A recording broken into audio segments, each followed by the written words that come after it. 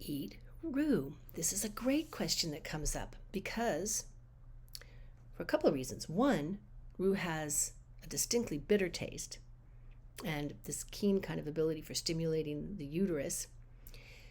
It can even overstimulate the uterus, so you need to be really careful. It can be, it can cause miscarriage. So if that's the case, this is something you can be eating, and it also has toxic compounds.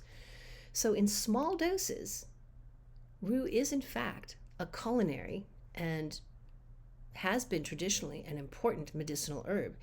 Because of this toxicity and people's ability to have access to more variety of herbs than they ever had before in different medicines, rue has sort of fallen out of popularity.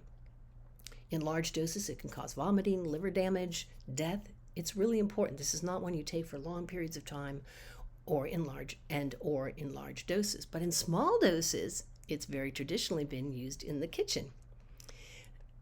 Its leaves can sort of have a powerfully disagreeable odor. So especially in large doses, in little doses, that you can feel how that naturally diminishes. Its bitter flavor is wonderful mixed in with spices, popularly done that way. The leaves will be dried and mixed in with other spices. It's very popularly used in Ethiopian cuisines. It's got this bitter flavor that is kind of a nice, when you're looking to balance flavors in spices, which is very popular in Middle Eastern cuisine and Indian cuisines. They look for, sours and salts and, bitter taste into the spice blends. This was one that is and was used. Again, just little bits. We're talking tiny amounts. The Romans used a lot to cook with. The Greeks certainly did. They would add the bitter leaves to cheeses, eggs, fish. They'd make meat sauce with it.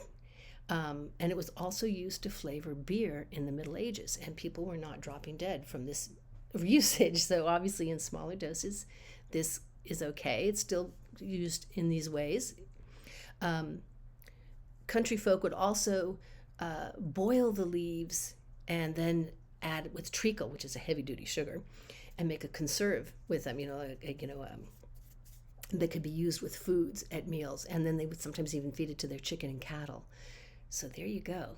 This is absolutely a culinary and medicinal herb with this toxic potentiality, and even touching it can create nasty rashes and boils. So you want to be really respectful of this herb.